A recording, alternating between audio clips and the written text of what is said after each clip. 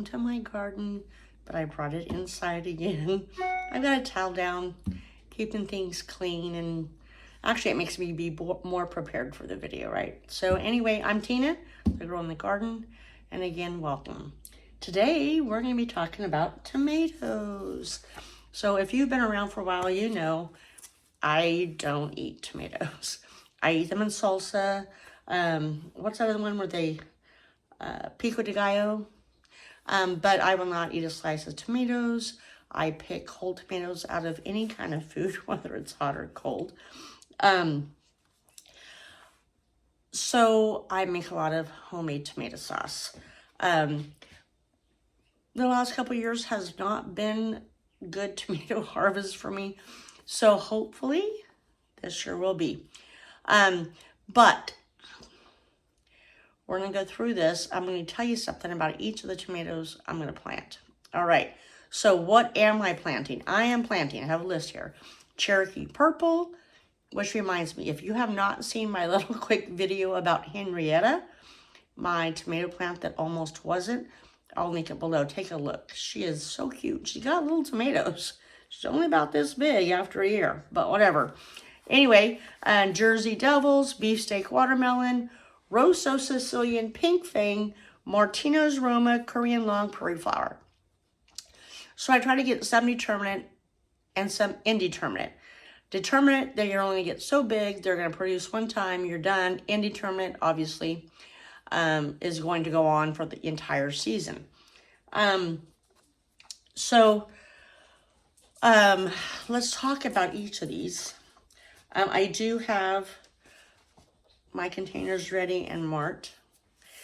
So the Cherokee Purple, it said, when I looked it up, it said it was best used in BLT sandwiches and salads, but it could be used for making pizza and pasta sauces, excuse me. It's indeterminate, like I said, and open pollinated. It needs little bees to come around. Jersey Devil is a paste tomato that's shaped like a chili pepper. They're good for canning sauce, salsa, sandwiches, you name it, there you go. They're also indeterminate. Beefsteak Watermelon, perfect for salads, slicing, sandwiches, also indeterminate. Rosso Sicilian, it says perfect for making tomato sauce or paste. The skin bruises easily and it is determinate. So when I make homemade tomato sauce, I don't peel my tomatoes. I don't seed them. I just cook them a long time. Whether it be in the Instant Pot or the crock pot, I've actually done it both ways. When I have something that is not specifically for tomato sauce, or a variety, I guess I should say, then I just increase the cook time to get those skins nice and soft. And they are determinate. That's the Rosso Sicilian. It's like a Roma, I believe. Pink Fang. It's an exotic paste tomato, but skinny. Very long fruits that ripen to an off-red pink. Indeterminate. Martino's Roma. It's another Roma I have, so it's determinate. Good for sauce, salsa, and paste. Korean Long, which is what we're going to plant during this video. It says sauce specialist tomatoes. I assume that means it's really good for sauce. Okay. Also indeterminate. We have Prairie Fire, and it says it's an insanely sweet fruit with a Brix reading of 10.0. Extremely kid-friendly. This may be the sweetest tomato these people have ever tried. I looked up the Brix rating that says how sweet a tomato is. So it's pretty high on the scale of sweetness. Okay, so I really hope to get a Prairie Fire tomato so I can try it. See if it changes what I think. It's semi-determinate. Okay.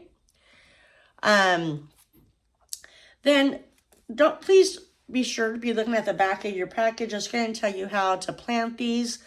Basically, all my varieties are planted the same. They sprout in 7 to 14 days. The ideal temp outside once you transplant them is 75 to 95. They are not frost hardy, and they need a minimum of full sun 8 to 12 hours per day after you get them transplanted, okay? They're full of antioxidants. They help fight several diseases. They're especially high in lycopene. Lycopene? Am I saying that right? It improves heart health, cancer vision, protection against sunburn. I've never heard that one. Alrighty. And then because all I ever really do is tomato sauce, and so I decided I would go see if I could find, it's hotter in the house than it is outside, some recipes to try some of these tomatoes with. So I found one on Bon Appetit, and it's called Grated Tomato and Miso Butter Pasta Recipe. The picture looked delicious. So that's something I'm keeping in the back of my mind to try when I start getting some tomatoes.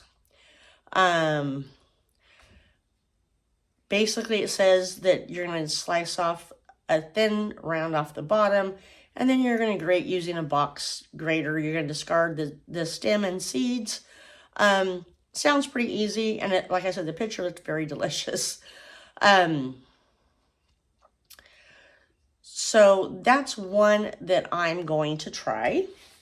And so let's get to planting our seed.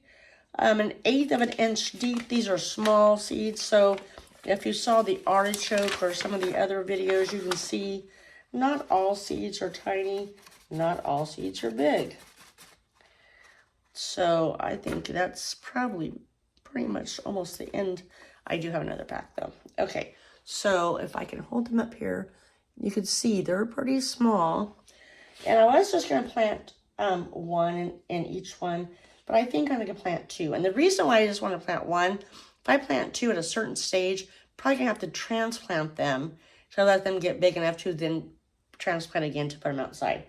But what if I don't get germination on the seed? Then I got to start over. So I think I am going to go ahead and do two.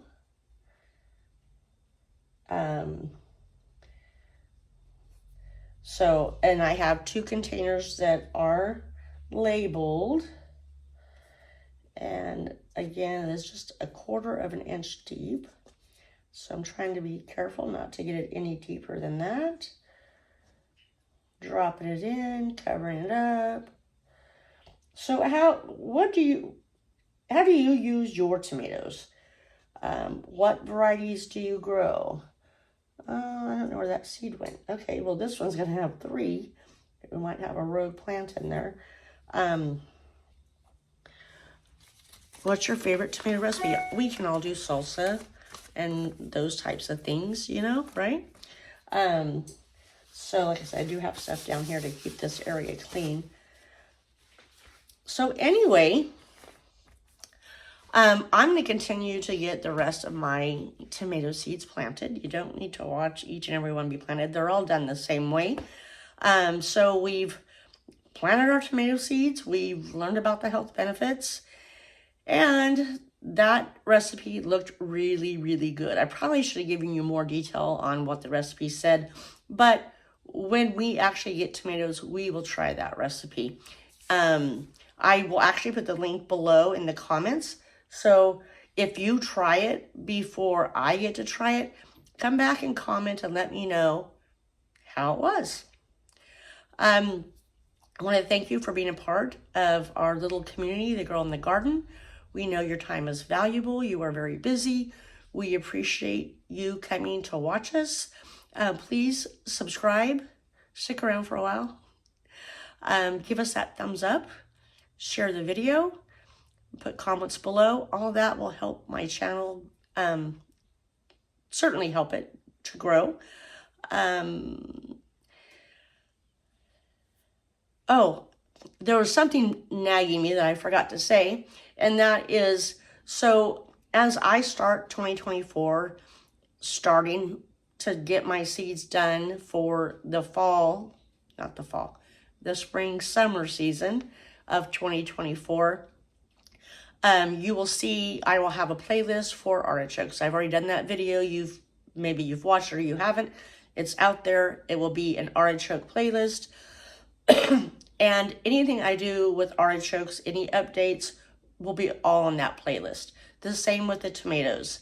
So although we're not doing a recipe today, when we start to harvest, we'll come in from the garden, we'll come into the kitchen, and we'll do some recipes. I have a lot of cookbooks I need to research, see what other recipes I can find. Today I just went online and looked. So in the end, of course, my mission is to have all in one place. How to plant your seeds, how to take care of the plant, how to harvest, and then how to use them or store them for long term. So anyway, hopefully I'm on the right track on this very new year of 2024, and we're glad you're here with us. So I hope I've inspired you to grow your own tomatoes or get more of them in your diet. I'm trying. Let's work on it together. Thanks. I'm Tina, the girl in the garden, and I'll see you next time. Bye-bye.